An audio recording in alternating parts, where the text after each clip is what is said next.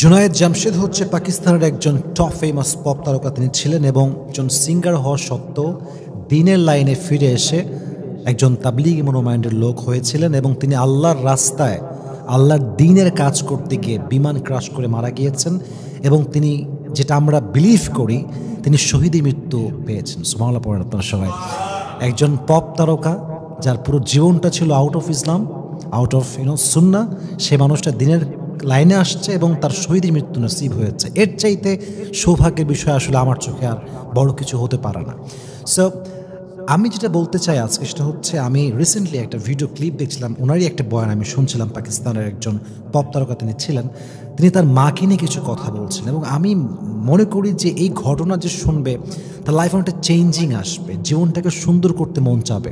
এবং মাথায় রাখবেন, প্রায় আমরা একটা কথা বলি এবং আমরা জানি যে শেষ ভালো যার সব ভালো তার, এবং পৃথিবীর প্রত্যেকটা মানুষ চায় শেষ বেলাটা যেন সুন্দর হয়। কারণ প্রত্যেকটা মানুষের জীবনের সবচেয়ে বড় চাওয়া পাওয়া হচ্ছে মৃত্যুটা সুন্দর হবে।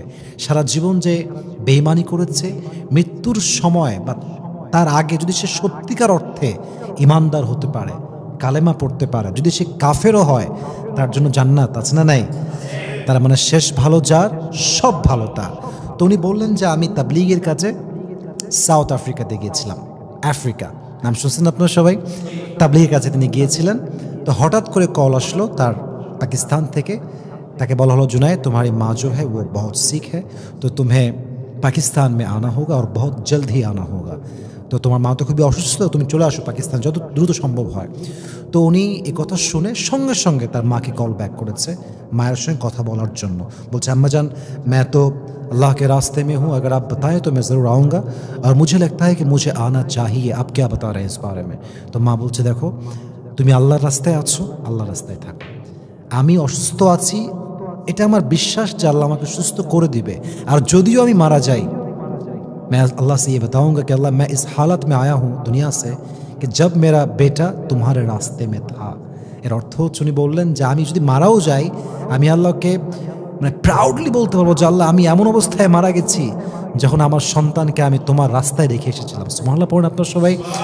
তো তখন সে বলল যে ঠিক আছে আম্মা জান, as you say I will follow your order. So আমি আসছি না, সমস্যা নাই, আমি আফ্রিকাতে থেকে গেলাম, আমার তাবলিগের কাজ আমি করে তারপর ব্যাক করবো ইনশাআল্লাহ। So I think he was lucky man. সে যখন কাম ব্যাক করলো, দেখলো যে আম্মা জান মাশাআল্লাহ বেঁচেও আছে এবং আগের চাইতে অনেকটা ব্যাটার, সুস্থ আছে। আলহামদুলিল্লাহ পড়েন আপনার সবাই।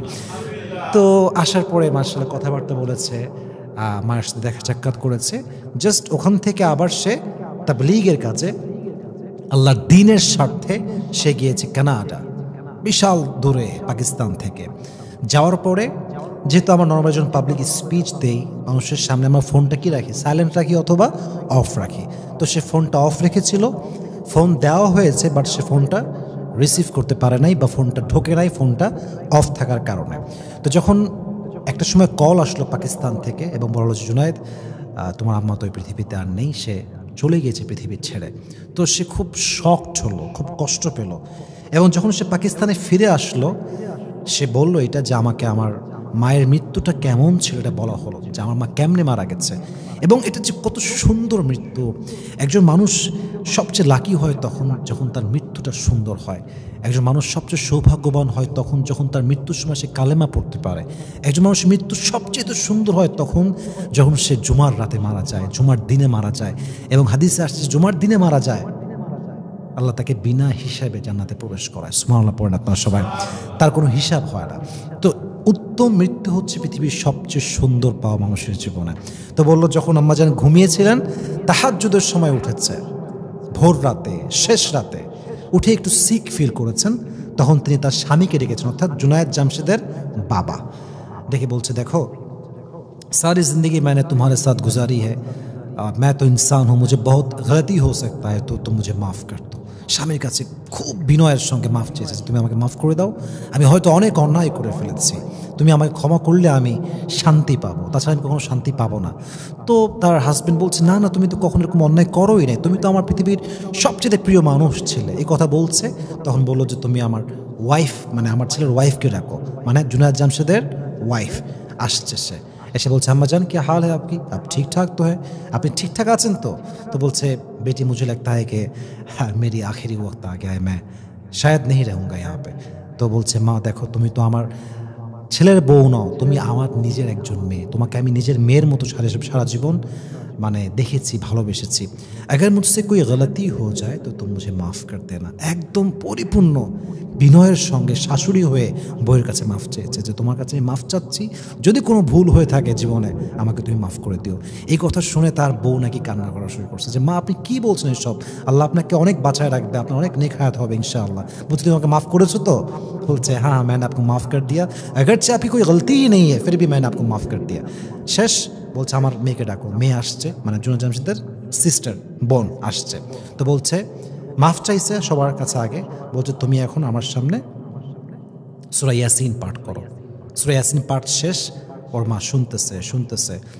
সূরা ইয়াসিন যখন শেষ বলছে তুম আব সূরা রহমান তেলাওয়াত করো মেরে সামনে।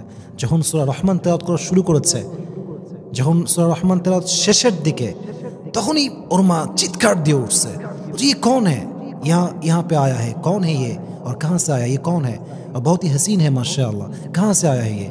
মানে কেউ যেন আসছে, তার মা দেখছে বাট কেউ দেখতে পাচ্ছে না, এবং সে বলছে কে কে কই থেকে আসছে, এবং লাস্টে সে কথা বলেছে শায়দ মুঝে লেনে আই হ্যাঁ और मुझे जाना ही होगा। এবং সর্বশেষ তার মা যখন চলে যাবে ঠিক সেই মুহূর্তে কালেমা বারবার পড়তে পড়তে আল্লাহর কাছে চলে গিয়েছে। সুবহানাল্লাহ পড়েন সবাই। এবং এটা সত্য একটা ঘটনা, আপনারা যদি শুনতে চান আপনারা ইউটিউবে সার্চ করবেন যে how was the death of the mother of Junaid Jamshed. Search করলে আপনি পেয়ে যাবেন যে জুনায়েদ জামশেদের মায়ের মৃত্যু কেমন ছিল, ও পুরো ঘটনাটা এইভাবেই বলেছে যেটা আমি বললাম।